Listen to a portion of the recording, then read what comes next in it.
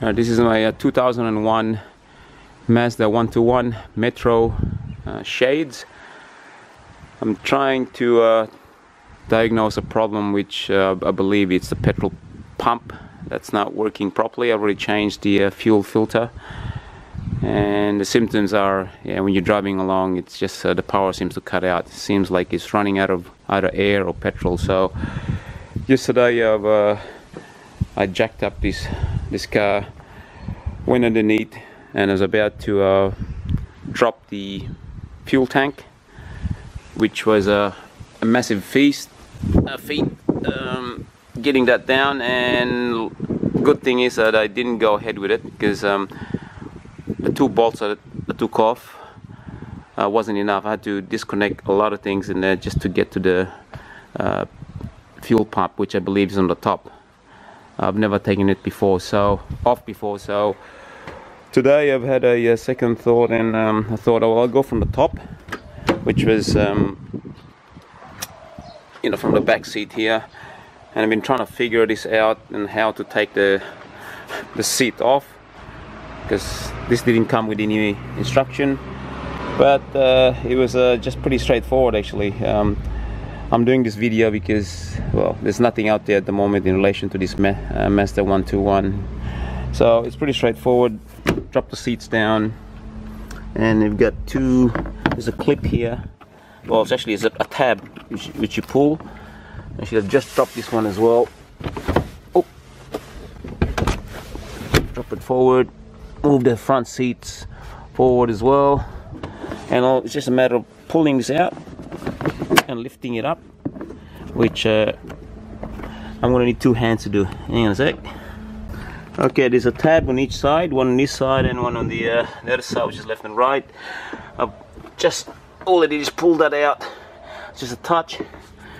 Came over this side, pulled that up, same thing, and just lifted the whole thing, as you can see.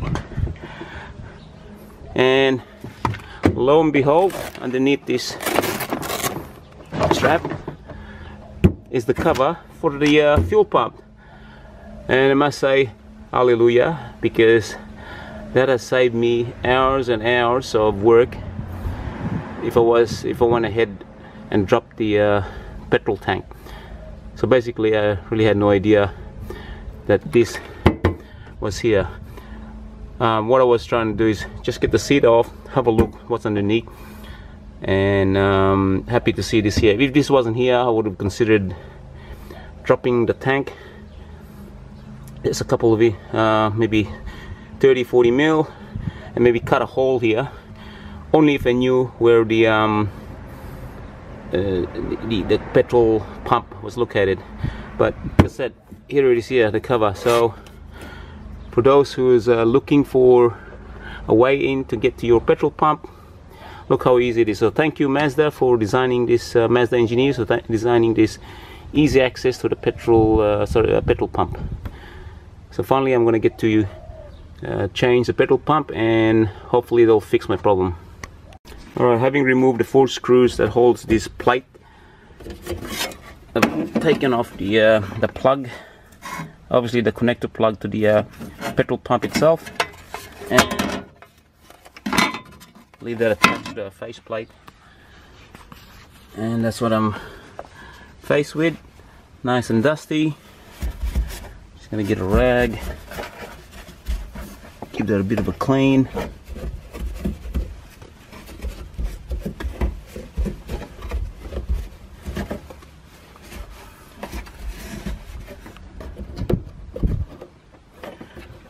Okay, looks like there's 1, 2, 3, 4, 5, and unfortunately there's another screw underneath this pipe here.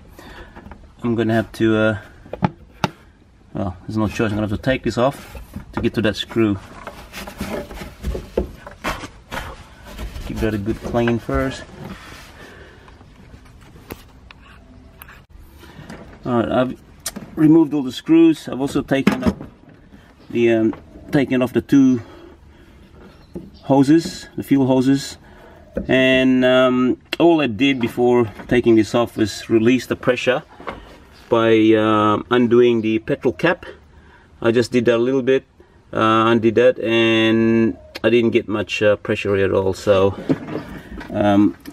what I use is a very tiny screwdriver, which is roughly about 4 mil from the top there, and all I did is just I stuck it underneath here and just loosen up the seal, and it was easy to push out. Just came out that way. Had a little bit of a leakage, and that's pretty much it. I don't know which one is going to the tank, to the engine, but probably both of them. But yeah, I did one bolt, took that off for this part here. I don't know where that goes, but basically now it's free to come off. So like I said, I didn't have to do much. I didn't have to take the fuse off or start the engine to release the pressure. It was just taking the petrol cap off. So you know, take this off and see what we have underneath. I'm expecting it to be very dirty. The fuel pump filter, the fuel pump itself is working, because I know I'm getting petrol to the fuel to the engine, but I think the fuel pump is not working properly. So see how we go. Alright, this is the petrol pump. Now that filter doesn't look too healthy. Oh no, that's supposed to be white when it's brand new, because I've got a new one here and that's white. It seems to have shrunk a little bit.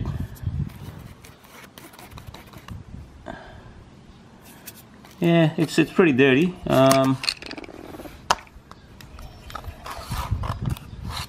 Yep. Well, I've already bought the brand new fuel pump. I might as well put it on just to try it. Like I said, just looking at that, I wouldn't be able to tell whether or not it's working 100%. I don't have a fuel pressure gauge, so just want to get this car going, and this was on special from Repco, so I might as well get that done. So the one I'm replacing this with it's a Bosch brand. So comes with the pipe there, which is, I assume it's, yep, that's the one there. Got the clamp, some connectors, and obviously that's the filter. So this is the original filter, and obviously that's white. Obviously that's fairly dirty, so oh, there we go. Look at the underneath. Now I can see where all the dirts are. It's hidden from underneath. Look at that. There's a layer of cake just in that part there, so that's gonna restrict the flow of fuel into the pump.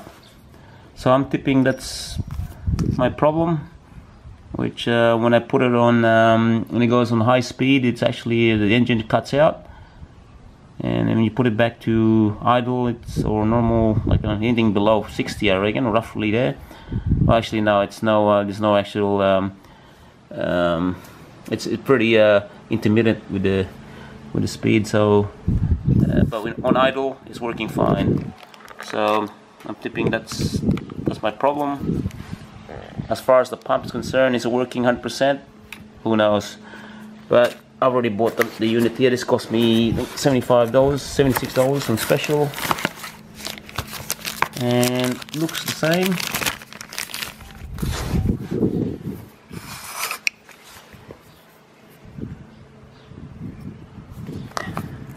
Yep, that looks pretty good. So everything else seems to be included. Then we got some, what else did we get in here? We got another type of filter. I didn't realize there's two filters here. That one is obviously the one that's I'm gonna be using. It's exactly the same length. That one's short one. Can't see that going anywhere else. I'll have a read of the instructions, see if that tells me anything. And the only thing I can see that's not here is this mounting bit here, which is right there. A little rubber lip right there. That's not in the box. It's not in the packaging. So that looks like I need to recycle that. So I'll take it apart now and can't wait to put it back together. Okay, I put the new water fuel pump in now. Just want to point out a few things where I had problems assembling it. Well, wasn't too much of a problem, but a bit tricky. The first one was putting in the new tube, the new flex tube into the unit. Struggled to put that in because it went in about 15-20 mil, and I couldn't find any sort of suitable lubrication to push that in all the way in. So I'm about, say, I'm not going all the way in. That's as much as I could do with my natural force. You're just using my my hands. It's about 3-4 mil there gap. So I've had to actually just use a little bit of my saliva to put around the lip. Obviously I didn't want to put made it too wet, so just on the lip part there, that was a bit of struggle pushing that in. And the other thing to did was use the old clamps. It came with this other clamp here, as you can see, but that's well, that one's working fine. It's easier to put on, easier to take off, so opted to use the old one.